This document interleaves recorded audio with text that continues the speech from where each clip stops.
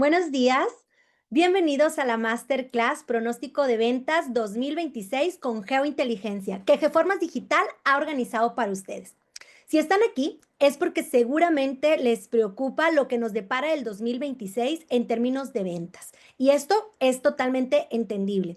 El panorama que vivimos en el 2025 se caracterizó por una volatilidad e incertidumbre macroeconómica significativas, lo que supuso desafíos notables de todas las geografías y sectores, especialmente evidente en el primer semestre del año.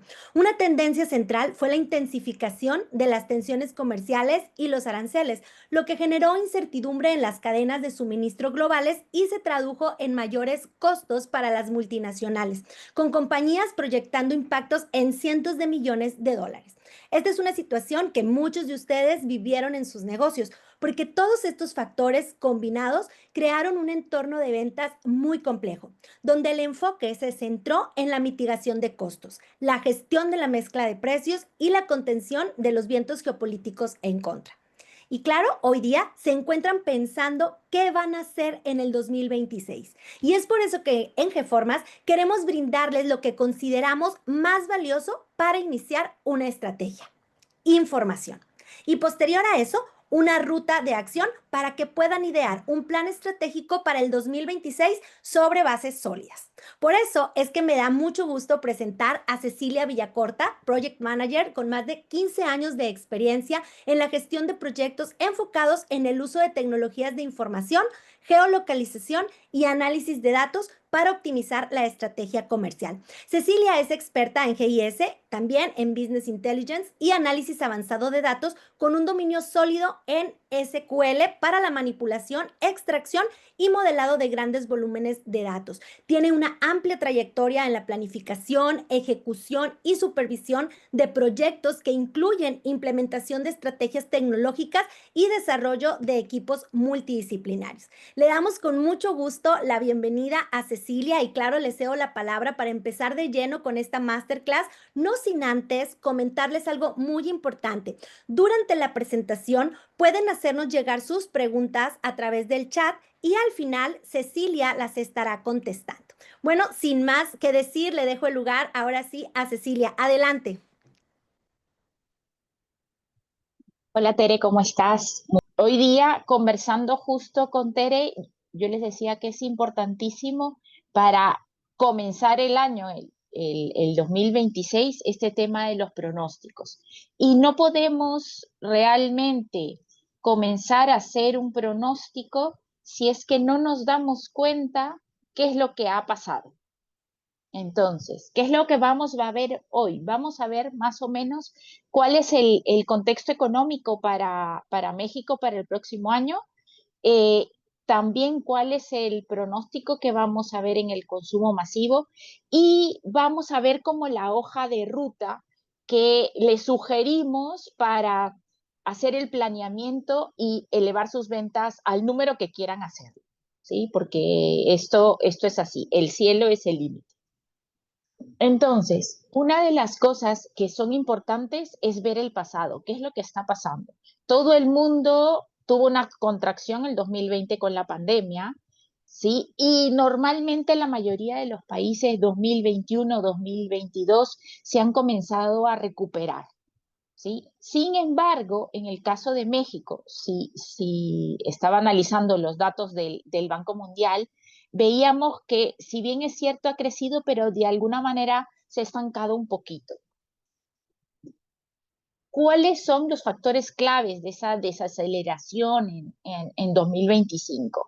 Al ser un país que está de alguna manera siempre trabajando de la mano con Estados Unidos, pues la política arancelaria, la reforma judicial y todos los factores internos y externos ha generado una incertidumbre elevada, ¿sí? Otra de las cosas que se están viendo es que la consolidación fiscal que han tenido, el reducir el déficit fiscal, contrajo el gasto público y eso ha impactado en el desempeño económico a largo plazo. Y el enfriamiento de la economía que ha tenido un impacto, la verdad es que no solamente en las exportaciones mexicanas, sino que yo diría que hay una desaceleración con el tema de Estados Unidos a nivel mundial. O sea, en España también está pasando en Latinoamérica, está pasando en muchos países de Europa y todo el mundo está en alerta sobre qué decide Estados Unidos o no. Pero, ¿cuáles son los pronósticos para el 2026? Si bien es cierto, los diferentes actores que evalúan este tema de a dónde va creciendo en los países, el Banco de México, el Banco Mundial, el Fondo Monetario o el mismo gobierno de México, como que no se ponen de acuerdo cuánto podría ser que podría crecer México el próximo año. Sin embargo, la proyección está entre 1.5 y 2.5.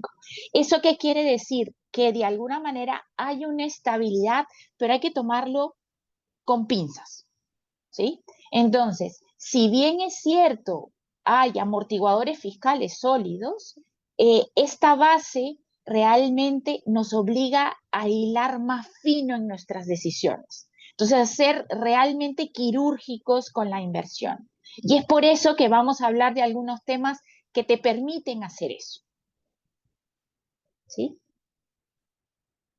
Estos, por ejemplo, son las proyecciones que tiene el Fondo Monetario Internacional para México hasta el 2030. Y si se fijan, se mantiene como que un crecimiento del PBI alrededor del 2%.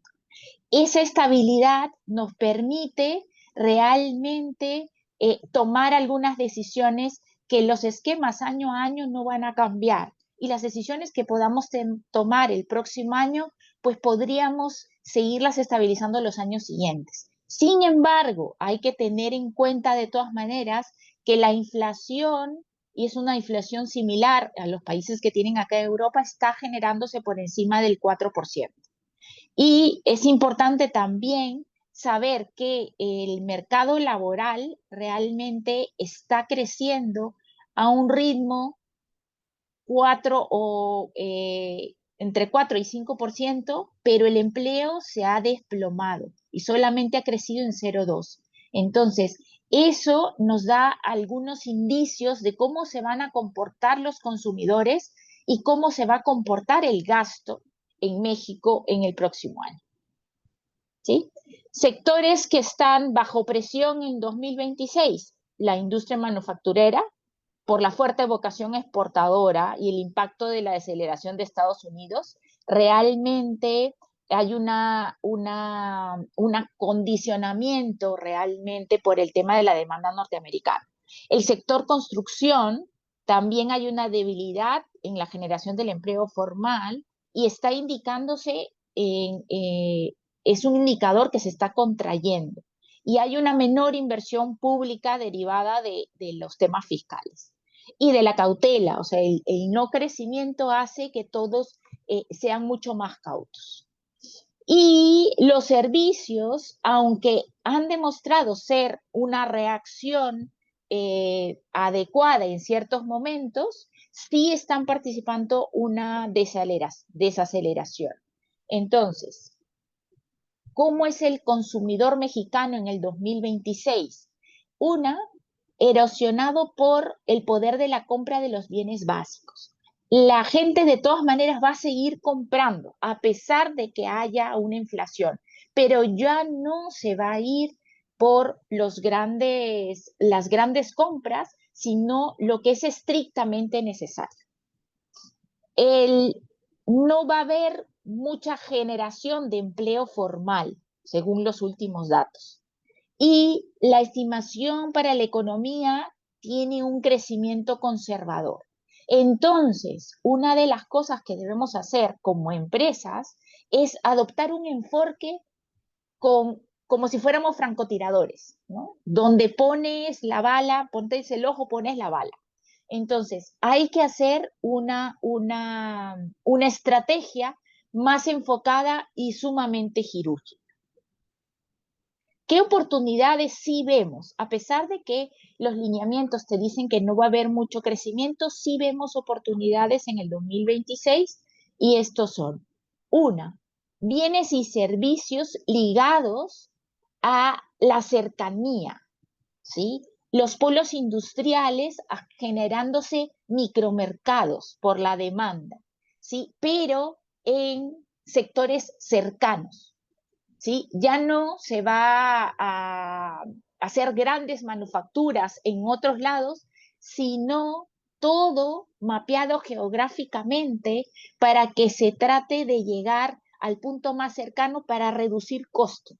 ¿Sí? Donde uno de las cosas clave que se van a enfocar a esta nueva fuerza laboral son el tema de alimentos y bebidas, soluciones para vivienda asequible, transporte y movilidad, entretenimiento y el retail especializado, ¿sí? Pero todo enfocado a la cercanía geográfica.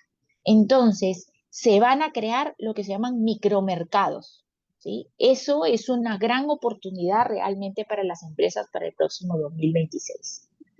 ¿Qué otra cosa es también una oportunidad? La creación de productos de valor agregado con origen nacional. Una de las cosas que se están viendo no solamente eh, como identidad en todos los países es la generación de productos y servicios que generen una ventaja con diferenciación de calidad y resiliencia operativa, pero que generen una ventaja real competitiva, pero enfocándose al producto nacional, a la identidad nacional y al orgullo nacional. ¿Sí? Entonces también es una gran oportunidad al respecto. Y una de las cosas que a veces no se toman en cuenta, pero ahora más que nunca son importantes, son el tema del enfoque de los servicios personalizados y la analítica de datos, donde todas las empresas no es que tengan un presupuesto infinito, cada peso cuenta.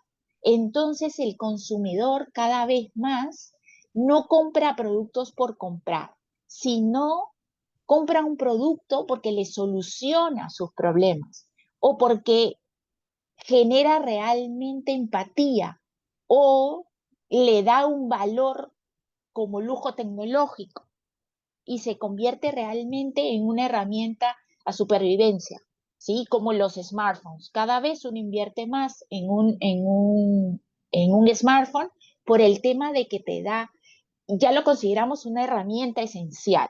Entonces, la analítica de datos y la inteligencia artificial ya no son un lujo tecnológico, porque nos permite generar esos servicios personalizados para llegar al público consumidor claro. Entonces, el desarrollo de estos servicios personalizados con análisis de datos nos permite hacer personalización de las ofertas basadas en comportamiento real, la predicción de la demanda para optimizar los inventarios, el diseño centrado en los clientes, donde el cliente adecuado es el que le da el valor indispensable, donde no solamente importa el que te da like, sino el que te compra, ¿sí? Y la automatización de los procesos para reducir costos.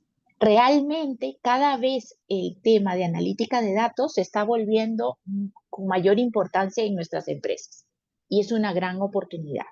Entonces, teniendo estas oportunidades, estas grandes oportunidades, no podemos andar a ciegas, ¿sí? No podemos ver cómo nos va a ir en el 2026 si es que realmente no hacemos un buen planeamiento estratégico, no solamente conociendo a nosotros como empresa, sino teniendo una dirección clara.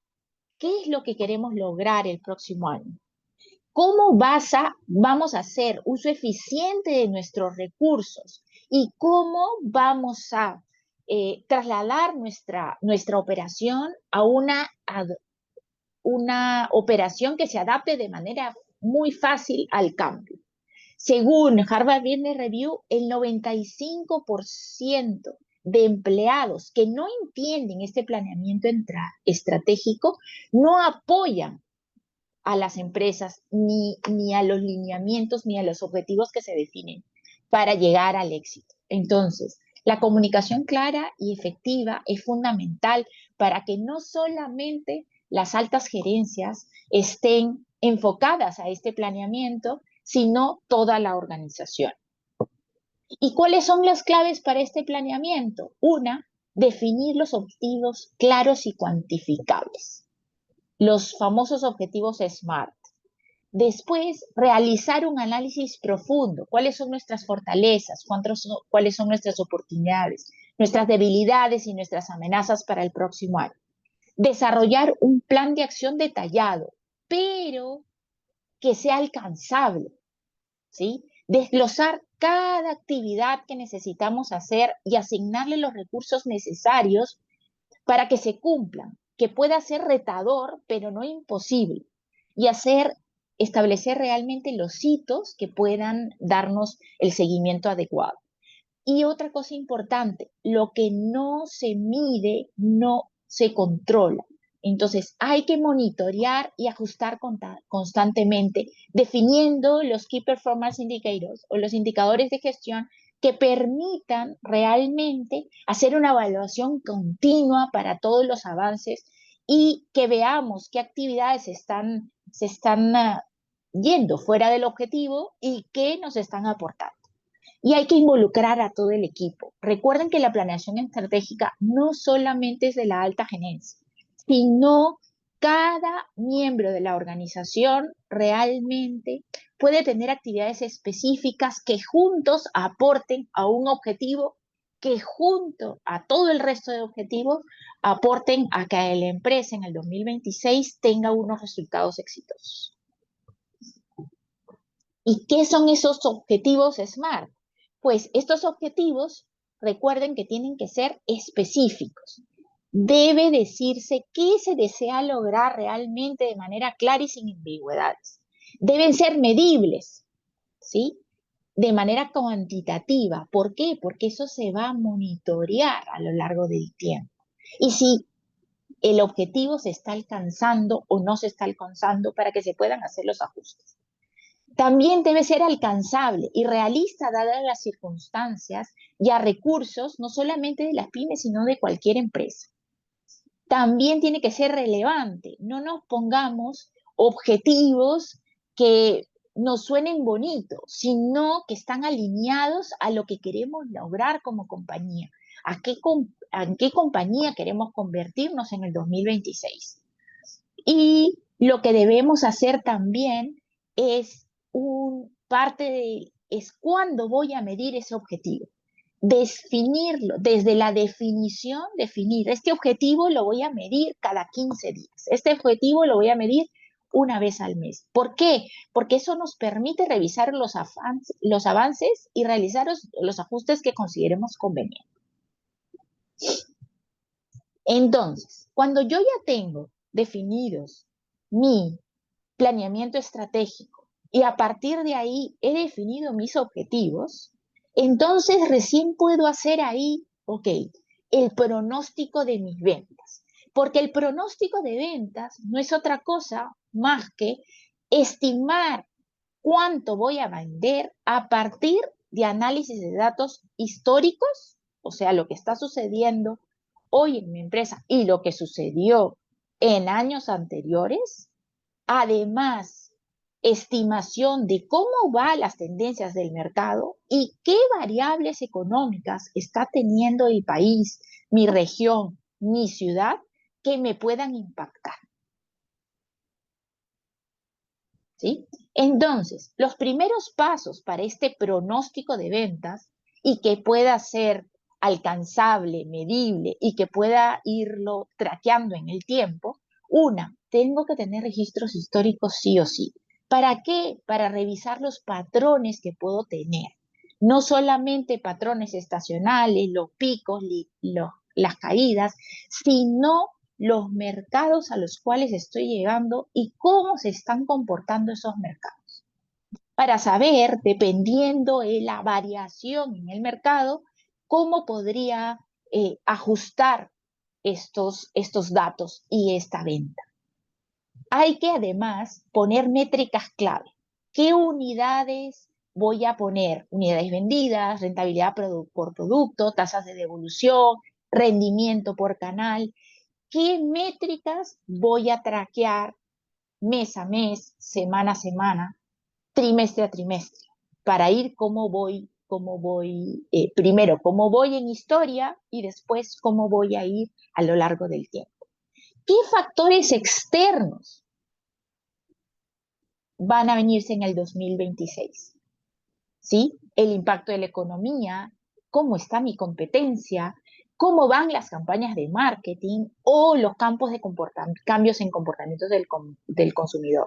Y es muy importante saber con qué herramientas digitales cuento, ¿sí? Con los sistemas de CRM, con el traqueo, por ejemplo, de eh, toda la gestión que hago en mis redes sociales, de la publicidad de anuncios, ¿sí? Y todas las plataformas deben ya brindarme datos que sean precisos, que sean actualizados, que sean fáciles de procesar y fáciles de tomar decisiones.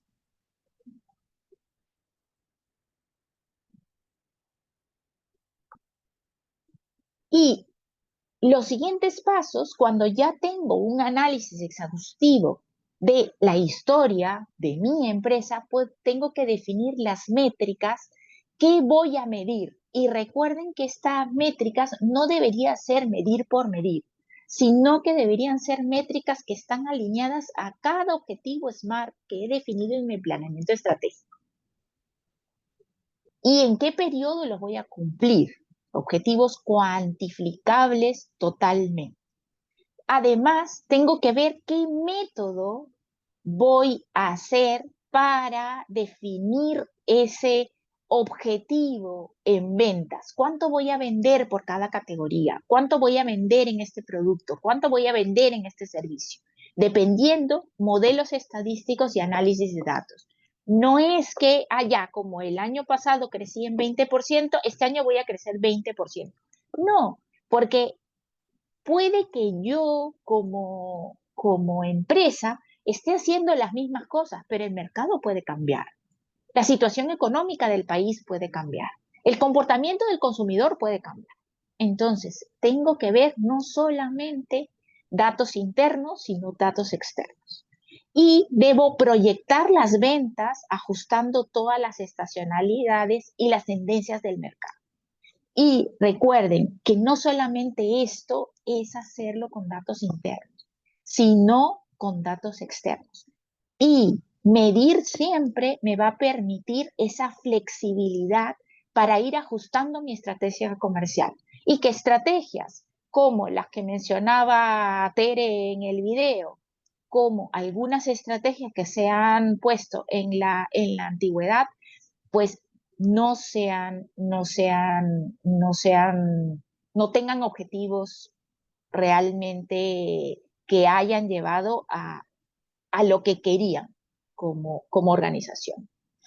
Entonces, una de las cosas que pueden ayudar muchísimo a hacer un pronóstico de ventas más alineado, más enfocado realmente a estrategias más aterrizadas es el geomarketing. ¿Pero qué es el geomarketing? No es otra cosa que combinar información geográfica con datos de marketing para comprender y analizar el comportamiento del consumidor en función de su ubicación. Y no solamente mezcla información de gestión de campañas, sino puede mezclar población, nivel socioeconómico, dónde está mi competencia, dónde está la gente, por dónde se está moviendo.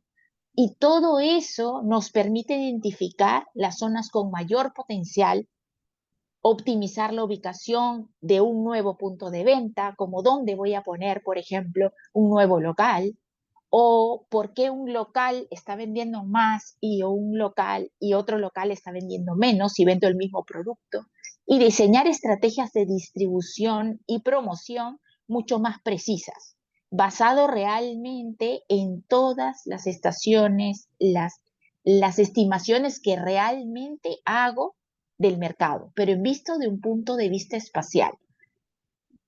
Yo sé que este tema de geomarketing a veces es complicado de traducir, ¿sí? A veces es complicado de explicar. Entonces, les he traído un poco el cómo se hace, ¿sí? Y después ya en las preguntas me preguntarán si se sienten identificados con esta situación o no. Por ejemplo, lo primero que se hace en geomarketing es visualizar dónde están nuestros clientes. Entonces, si se fijan, esta es una ciudad con la ubicación de esos clientes, que son esos puntos rojos, que está ubicado la dirección geográfica del cliente, que es donde está realmente el cliente. Y por otro lado, ¿sí? Por otro lado, tenemos de repente, yo soy una empresa que tengo fuerza de ventas, tengo vendedores en campo y de repente tengo la delimitación territorial de por dónde tiene que ir mi vendedor para obtener esos clientes y para atender esos clientes. ¿Sí? Entonces, esa es la zona territorial de cada vendedor. Por lo tanto, tengo mis zonas de los vendedores y tengo los clientes que están asociados a cada una de las zonas. Por lo tanto, yo espero que mi vendedor sea capaz de visitar a todos mis clientes y darles el servicio y venderles los productos de manera adecuada. Pero, ¿qué es lo que pasa? Uno de los indicadores que puede ayudar mucho a hacer un buen pronóstico de ventas es la cobertura. ¿Qué es la cobertura? Es a cuántos clientes llego por cada 1000 habitantes. ¿Sí? Y una es la cobertura que tengo yo en este momento y la otra es la cobertura objetivo. ¿A cuántos clientes quiero llegar por cada 1000 habitantes? Entonces, esos son dos números que ustedes en todos sus negocios se deberían hacer. ¿Por qué? El de la cobertura promedio es el total, lo que estoy llegando ahorita, mi realidad. ¿Sí? En este caso, por ejemplo, el vendedor que está en la parte superior tiene 6.5 de cobertura. ¿Qué quiere decir? Que por cada 1000 habitantes hay 6.5 clientes. El vendedor de en medio, muy rojito, los dos rojitos, quiere decir que están llegando 8 clientes por cada 1000 habitantes. Está teniendo mejor resultado. Sin embargo, que está en blanco es un vendedor que está llegando a 3 clientes nomás por cada 1000 habitantes. ¿Sí? Otro que está llegando a 5 y otro que 6. ¿Por qué puedo tener un vendedor que está llegando a 8 por cada 1000 habitantes y otro a 3 por cada 1000 habitantes? ¿Sí? A pesar de que tiene un territorio más pequeño, ¿sí? No está llegando bien. Puede ser porque el comportamiento de ese grupo de personas que vive ahí, pues no es el adecuado para mi producto, o puede ser que el vendedor no es el adecuado para ese territorio, o puede ser que la cantidad de realmente de población asociada ahí eh, en los diferentes grupos de consumidor no sea el adecuado. De repente yo tengo un producto de alto valor y realmente esa zona territorial es de clientes o de población que simplemente su nivel socioeconómico solo llega a fin de mes. Entonces no me va a comprar, no se va a poder permitir comprarme mi producto. Entonces, y por otro lado, la cobertura objetivo es a cuántos clientes yo debo llegar porque es mi total mercado. ¿Sí? ¿Por qué ese 10 de cobertura, por ejemplo? Porque de repente en ese tipo de negocio mi total de mercado es 10 por cada 1000 habitantes. Ese es el total mercado. Y yo estoy en 6. Y yo por lo menos espero llegar a 8. A 8 está bien. ¿Sí? Entonces, ¿cómo hago para estos vendedores que están en 3, estos vendedores que están en 5 y este vendedor que está en 6, lleguen también a 8. ¿Y cómo hago para que este que llega a 8, los que están en 8, pues no se sientan saturados y sigan dándome ese 8? Sigan dándome ese 8.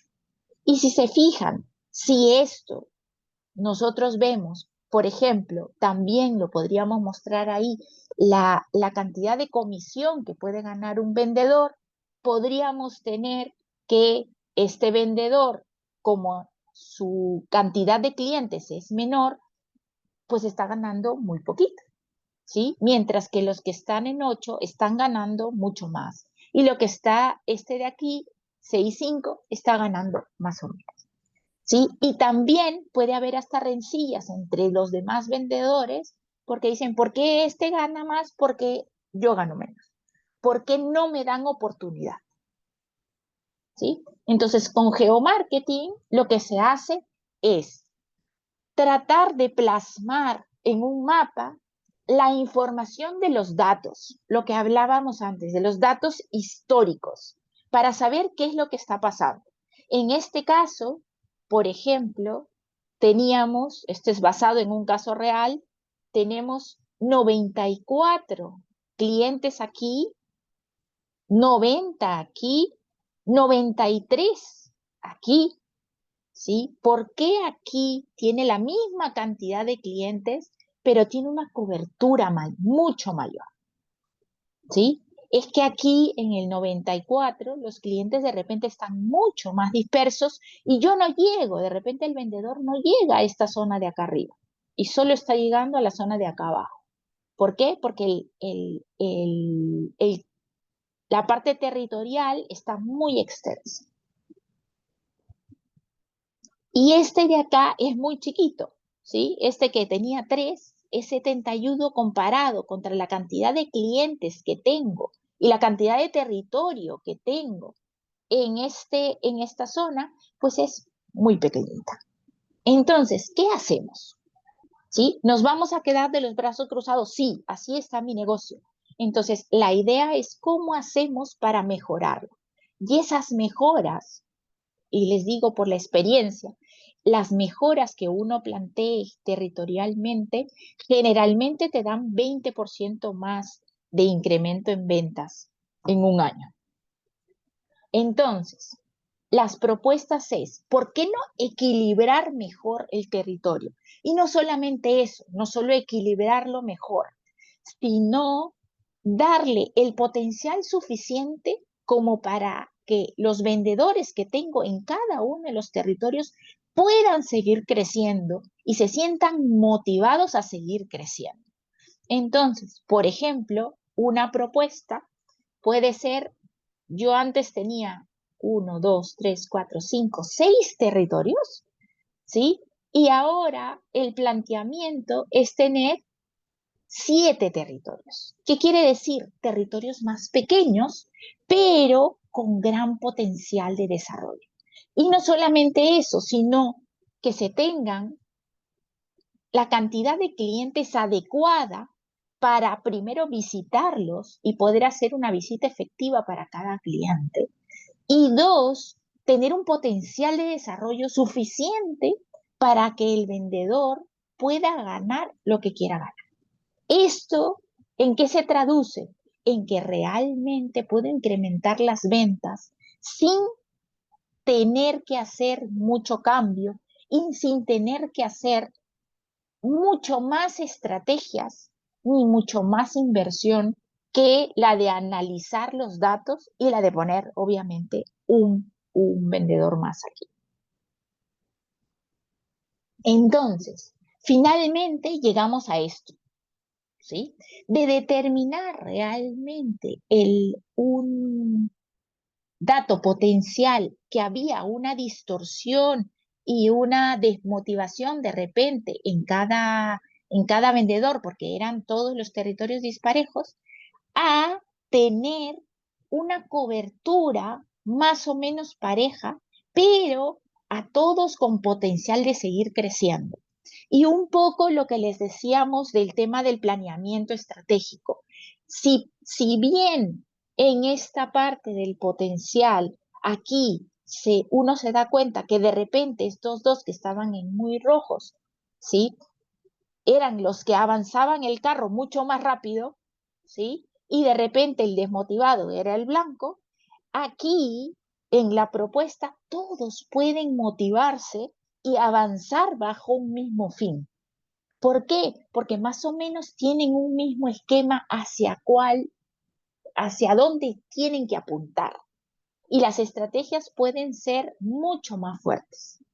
Y no solamente eso, sino que como ya conocemos los territorios y ya sabemos el potencial, hasta podríamos generar estrategias de marketing digital enfocado a cada territorio, ¿sí? Enfocado a cada territorio. Entonces, la hoja de ruta que le sugerimos para este pronóstico del 2026 es llegar al planeamiento, sentarse todos los directivos y hacer un plan hacia dónde queremos llegar, definir los objetivos SMART claramente, cuáles van a ser nuestros objetivos, después hacer un análisis profundo de nuestra información y definir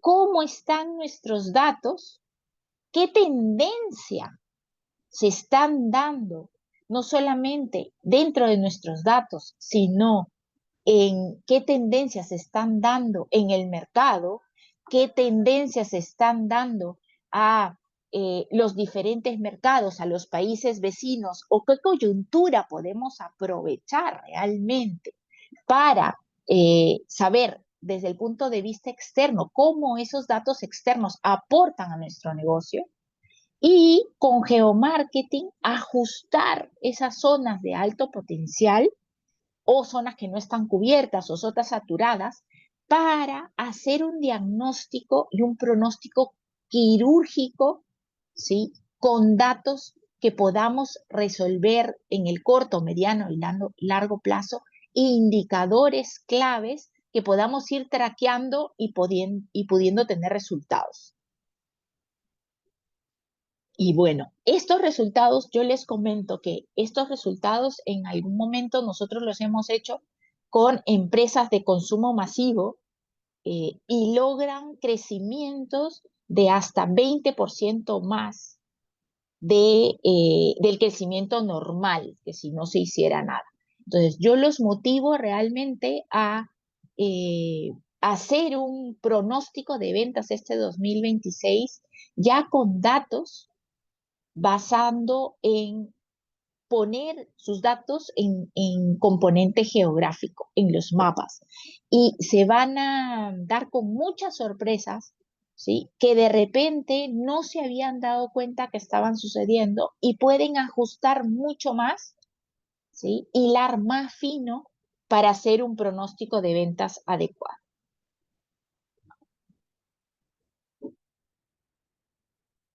Dejo de compartirte, creo que he ido un poquito rápido. Está perfecto porque tenemos varias preguntas que me gustaría plantearte. Voy a compartir mi pantalla para mostrar algunas de estas preguntas y que podamos visualizarlas y también escuchar qué nos puedes decir de cada una de ellas. Ahí lo veo. Ok, ¿qué errores son los más comunes cuando las empresas analizan su cobertura o sus territorios sin usar geointeligencia? Lo que pasa, justo, ahí está.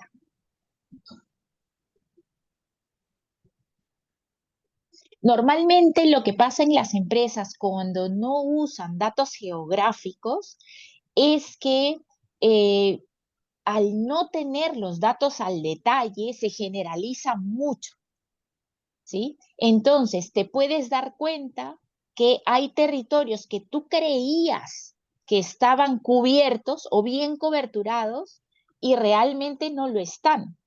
O de repente al contrario, hay territorios donde tú creías que estaban, que no tenías presencia y sí la tienes. Entonces, cuando tienes datos geográficos, te das cuenta que pasan algunas cosas que no te que no te daban los datos estadísticos ni los reportes comunes. Por la experiencia, he trabajado con datos de empresas de venta directa que tienen, por ejemplo, que venden por productos por catálogo, y ellos normalmente hacían información, sus dashboards y sus tableros de mando asociados a la división geopolítica del país. Entonces decía, oye, a este distrito o a este ayuntamiento o a este municipio no estamos llegando. Y cuando georreferenciábamos la dirección como tal del cliente, te dabas cuenta que sí llegaban, no es que no estuvieran llegando, sino que de repente en los datos estaban mal organizados, ¿sí? Mal organizados, y que simplemente no se daban cuenta que había un territorio que ya habían conquistado, pero no lo estaban desarrollando. Entonces, ahí puede haber problemas de cobertura. Recuerden que yo puedo poner una cobertura así, llego a 5 por cada 1000 habitantes a nivel país, ¿sí? Pero cómo eso, como armar un rompecabezas, cómo lo desagrego en todo el país. ¿Llego igual a Monterrey que al DF? ¿Llego igual a Chiapas que a otro territorio? No lo sabes, no lo sabes. Entonces, ¿cómo vas a hilar fino? ¿Sí? ¿Cómo vas a definir una estrategia diferente para cada uno de los territorios si realmente no sabes cuál es la cobertura que tienes? Cecilia, me gustaría plantearte otra pregunta que justo no está aún en las que tenemos aquí en la presentación, está llegando apenas, pero me parece pertinente. Transportando esto a B2B, donde nuestro Ujú. consumidor es un intermediario y la mancha geográfica es distinta, ¿cómo se puede interpretar?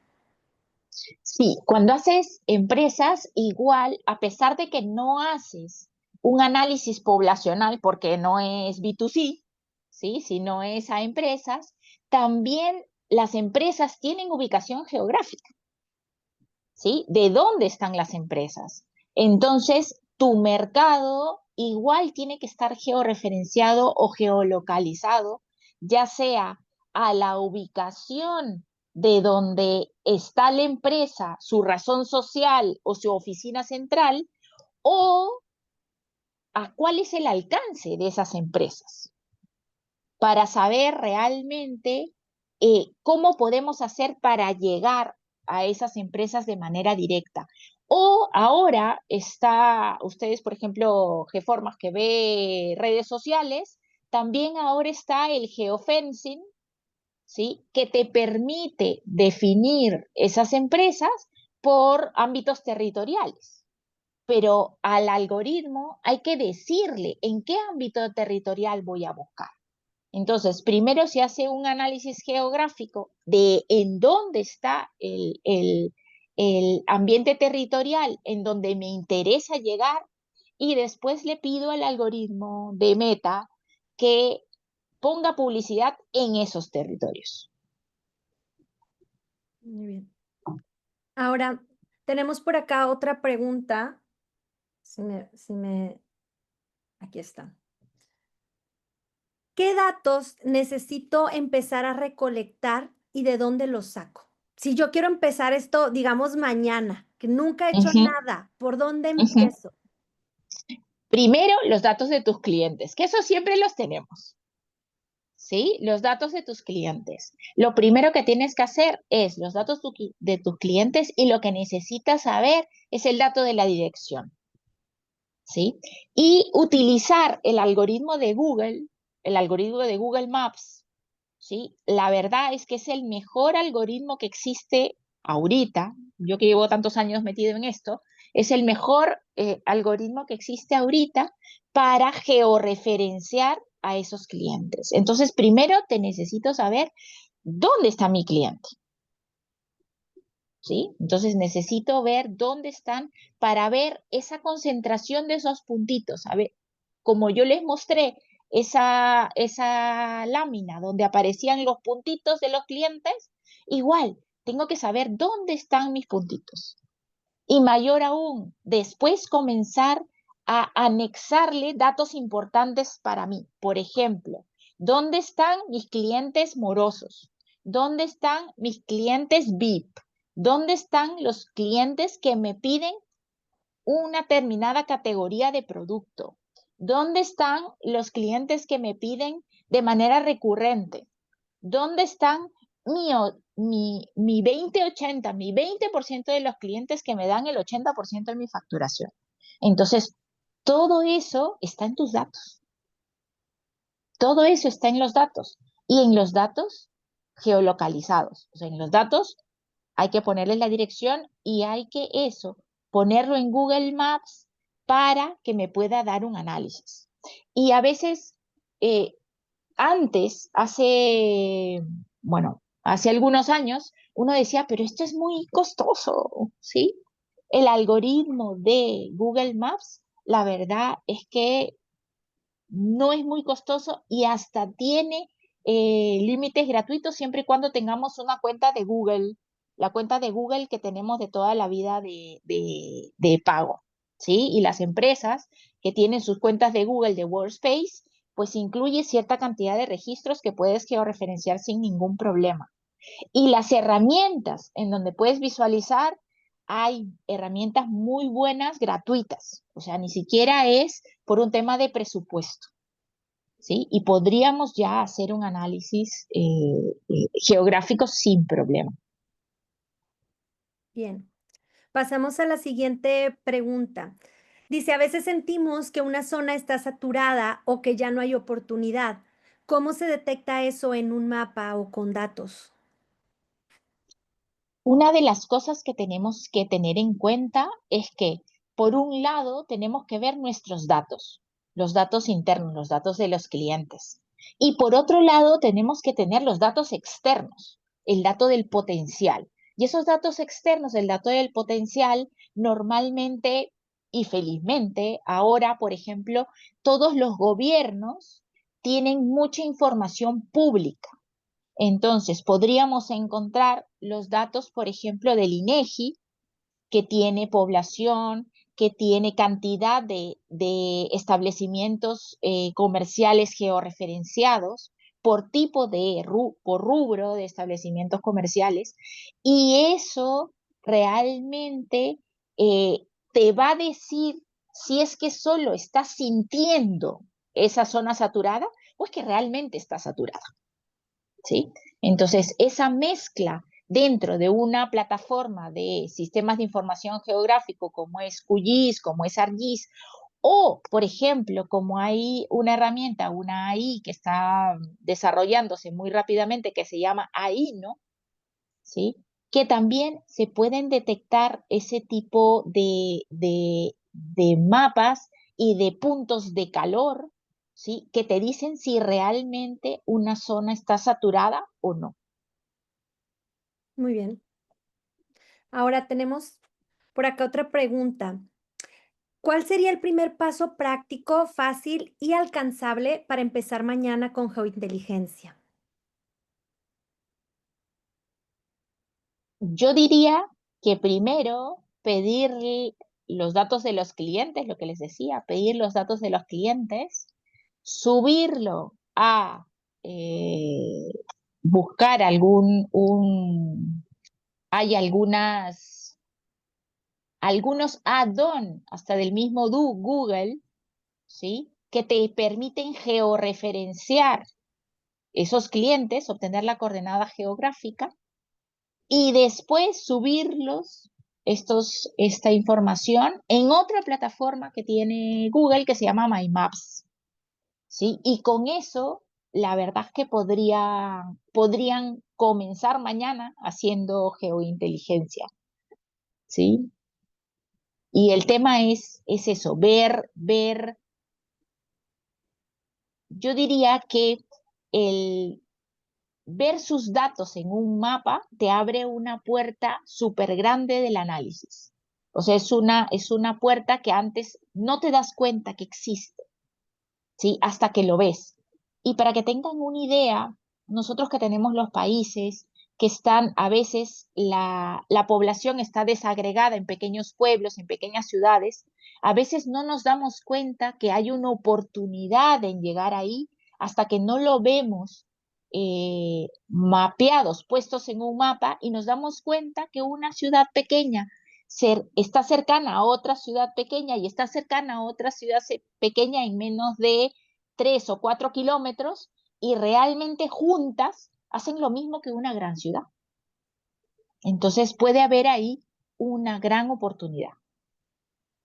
Cecilia, ahora, ¿cómo sé que no estoy sobreanalizando? O sea, cuando los datos realmente valen la pena o cuando a Ujú. lo mejor solo estamos viendo ya números, pero realmente no nos está aportando una información valiosa que podamos utilizar en la estrategia. Sí, yo creo que es sumamente importante lo que me dices, Tere, porque ¿qué es lo que sucede? Tenemos tantos datos en las empresas, pero tantos, que a veces te puedes marear con tanta cosa. Y como dices tú, puedes llegar a querer analizar todo contra todo. Entonces, ahí yo creo que es por eso importantísimo el planeamiento estratégico y los objetivos SMART. ¿Sí? Si una métrica no está asociada a un objetivo SMART, o sea, un objetivo realmente de la organización, entonces no la midas. Tómalo, mídela después. O sea, si ya tienes todo medido y todo automatizado, ok, tómate el trabajo de tomar otra, de medir, de generar otro indicador, otra métrica para poder evaluarlo. Pero primero, enfóquense en los objetivos SMART, los objetivos alineados al planeamiento estratégico, ¿sí? Que te van a llegar a los objetivos del año, ¿no? Entonces, veamos si ese objetivo es realmente adecuado para eso. Y a veces tenemos miedo, una de las cosas que nos pasa a los que no son de repente muy analíticos, muy de datos, es tenemos miedo de utilizar herramientas que te permitan, por ejemplo, sacar niveles de correlación o regresiones, ¿no? Y que tú digas, ok, ¿qué de estos 10 indicadores que tengo, cuál está relacionado con el otro? ¿Cuál es causa del otro? Entonces puedo analizar el origen y, ok, y por consecuencia va a estar el otro, ¿sí? Porque está relacionado. Hago una acción en uno y puedo hasta probar un piloto de probar en cierto territorio, pues una acción puntual y se va a reflejar en el otro lado. ¿Sí? Se va a reflejar en el otro indicador. Entonces, hay que usar ya lo que tenemos, hay que usar lo que existe ya. Y hay muchas herramientas que te permiten ya hacer este análisis más profundo de los datos. Bien, ahora, ¿cómo podemos usar datos geoespaciales y si es que se puede, que es la pregunta que nos plantean, para optimizar rutas de distribución y reducir costos sin afectar la disponibilidad del producto? Normalmente ya hay muchas herramientas de ruteo, ¿sí? Que salieron en su momento y que tienen cargas de camión, que tienen ventanas horarias para entregas, que tienen optimizaciones de ruta, no solamente que tengas que ver con el tráfico, ¿sí? Sino ya hay herramientas que existen para toda la optimización con priorización.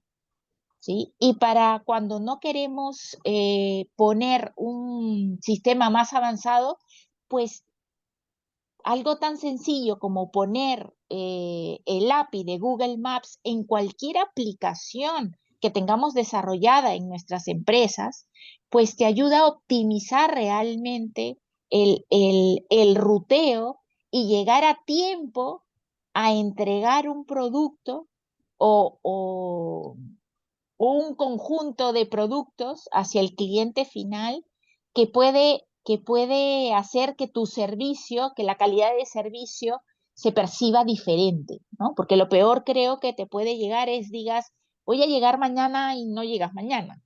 Y eso arrastra, si es una empresa mayor aún, si le llega la mercadería tarde a una empresa, va a llegar mal a los clientes, va a llegar y eso es un sinfín de problemas que pueden tener. Entonces, ya existen herramientas complejas y sencillas.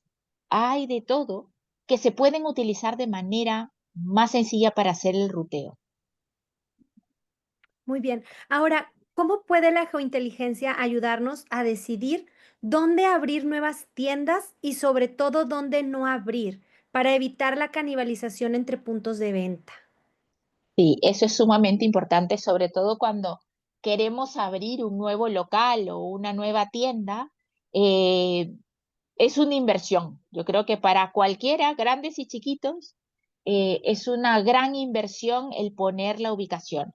Y eh, la ubicación en donde va a estar esa tienda, normalmente lo que se hace es hacer un análisis de todas las variables que impactan al al comportamiento del cliente ideal, ¿no? Entonces, si yo sé que mi cliente ideal es un cliente entre 25 y 35 años, mujer que le gusta la belleza, que tiene tal nivel socioeconómico y yo quiero poner, por ejemplo, un centro de estética, ¿sí?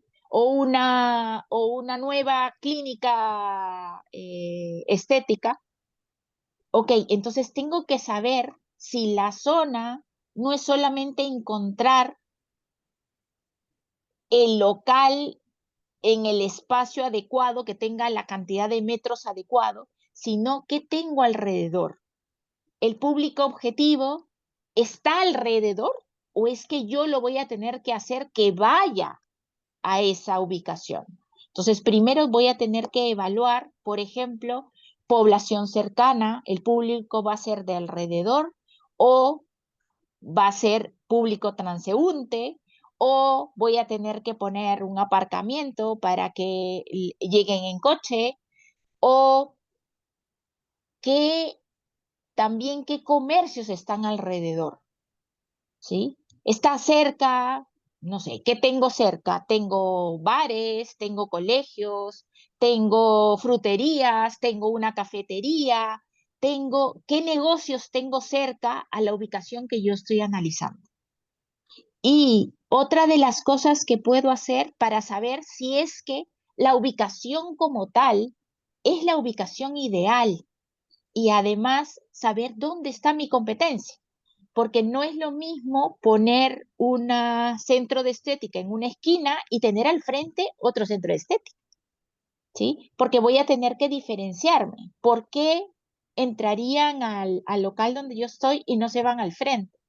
Porque de repente yo les voy a brindar un servicio diferenciado. Entonces, ahí voy a tener que aplicar otras estrategias de marketing, ya no enfocadas de repente al geomarketing, porque ya tengo la ubicación, sino enfocadas a la diferenciación, ¿sí? Igual, puede que tenga, yo he analizado locales que puede tener una mala posición, ¿sí? Geográficamente estaban con vías de poco acceso, no había dónde estacionar, no había población a los alrededores porque era una zona de, de, de barrios muy humildes que no estaba dentro del target este era un restaurante, ¿sí? ¿Y qué es lo que tuve que hacer? ¿Qué es lo que tuve que hacer? Definir una super estrategia de marketing de servicio. Este era un restaurante que tenía una calidad de servicio realmente indiscutible. Tú te sentías como un rey al sentarte en las mesas, como si estuvieras en el mejor restaurante estrella Michelin del mundo. Entonces, eso tuvo que construirlo, porque la ubicación ya la tenía. La ubicación del local ya la tenía y estaba lleno y el restaurante estaba lleno, ¿sí? Es cierto, la ubicación te puede ayudar muchísimo a definir un éxito, el éxito de una ubicación, de un local o de lo que quiera. Pero sí, minimiza el riesgo, pero no te da el éxito absoluto, ¿sí? también se podrían aplicar otras estrategias si es que analizas que no tienes, que ya tienes un local ya puesto en cierto lugar, que no lo puedes mover y necesitas otras estrategias. También puede ser. Muy bien. Ahora, ¿es posible detectar cambios en patrones de compra a nivel colonia o a nivel sector Ujú. antes de que impacten la venta de una tienda, de un negocio comercial? Sí, si es que hubiera estudios de mercado al respecto antes de, ¿no? Que ya sabes que el comportamiento del consumidor está cambiando. Por ejemplo, antes, yo creo que antes de la pandemia, yo creo que hubo mucho comportamiento en la pandemia, hubo muchas personas que cambiaron de comportamiento, de la fidelidad de las marcas a eh, velar por el precio, valor percibido, ¿no? Entonces, creo que cada vez más la gente se está preocupando por, en la pandemia yo creo que el bolsillo de todos fue afectado, ¿sí? De todas las empresas, grandes y chiquitas, y el consumidor también lo sintió. Entonces, cada vez realmente estuvo el cliente es menos fiel a la marca. Entonces, si sabemos que es menos fiel a la marca, ¿qué le voy a dar yo, sí, para que me siga comprando?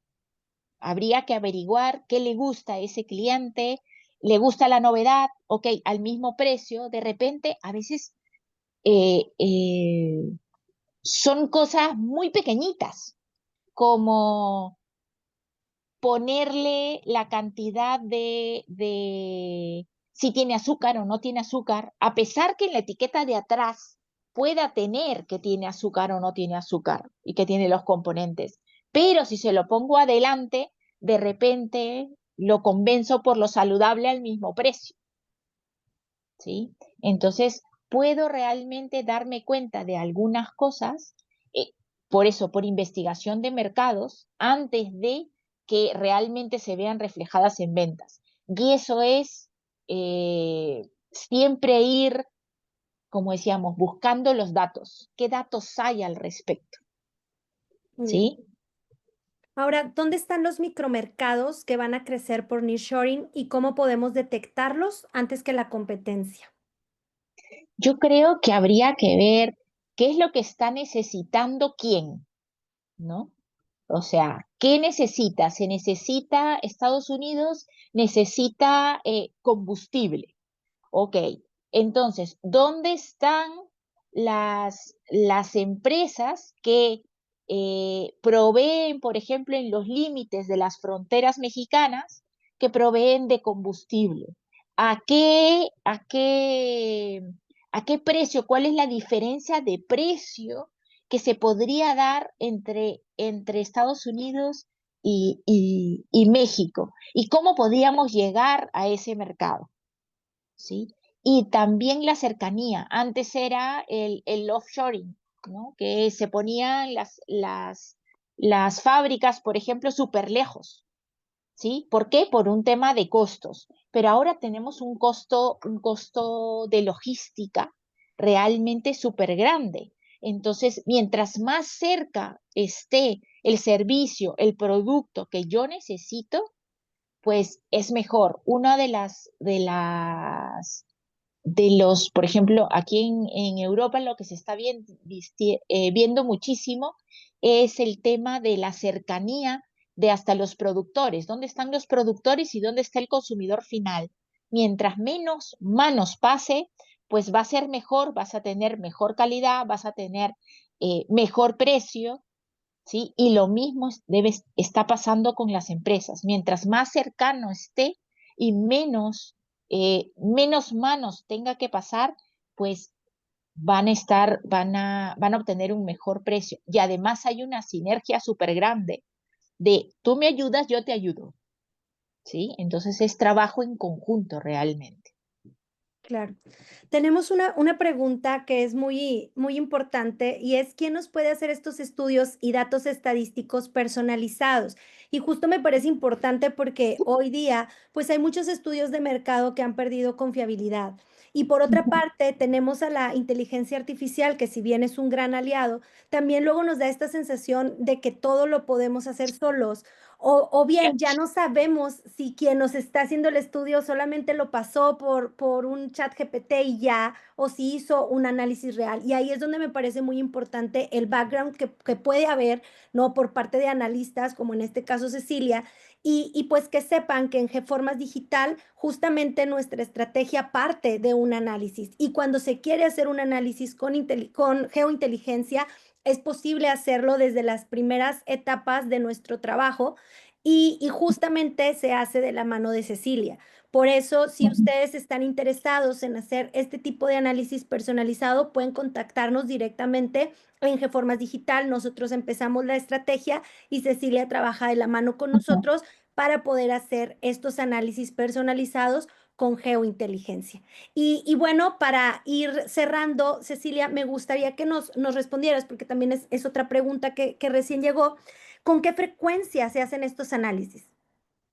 Normalmente, recuerden que estos análisis no es que el mercado cambie de la noche a la mañana, o sea, hoy día realmente el comportamiento, si bien es cierto, tenemos un comportamiento del consumidor que es infiel total, ¿sí? El comportamiento como tal no es que cambie de la noche a la mañana. Entonces, lo que se recomienda es que por lo menos este análisis se haga por cambios estacionales, o sea, que se haga 3 o 4 veces al año, porque hay productos o servicios que son estacionales, ¿no? Entonces, es la mejor recomendación. Además, una de las grandes cosas, y para complementar lo que decía Tere, del tema de, oye, ¿dónde hacemos estos estudios de mercado? Muchas de las cosas, sobre todo en datos externos, hay mucha información que están brindando instituciones como el INEGI o las instituciones de estudios estadísticos que tienen gran calidad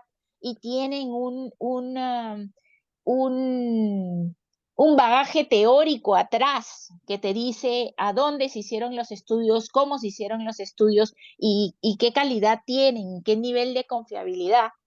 Y estos estudios normalmente que son publicados en el INEGI tienen 2 o 3 veces al año. O sea, no se hacen, lo más pronto que se hacen son eso. Entonces, normalmente nos podemos apoyar también de esos estudios para generar el análisis que necesitamos en la parte geográfica.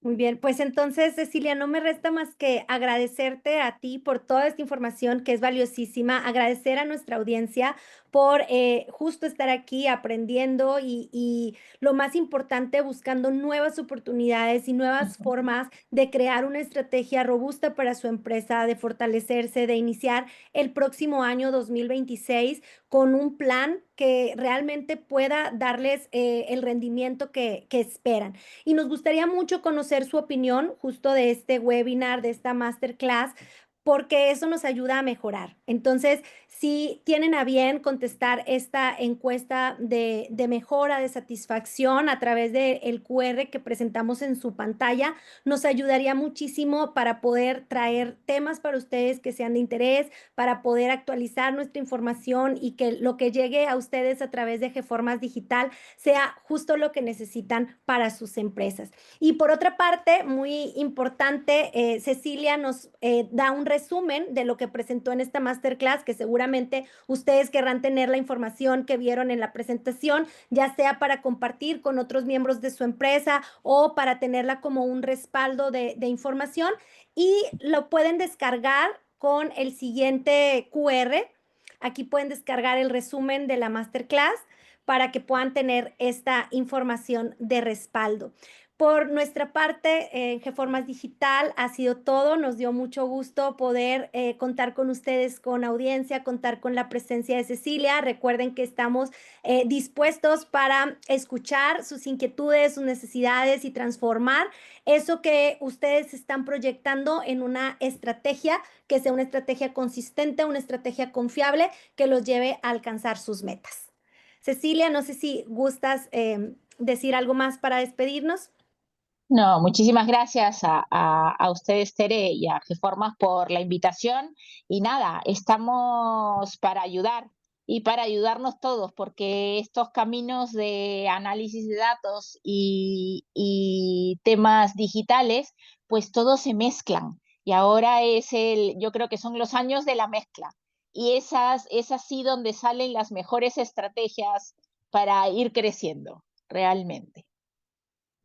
Bien, pues muchas gracias nuevamente. Que tengan todos ustedes un excelente sábado.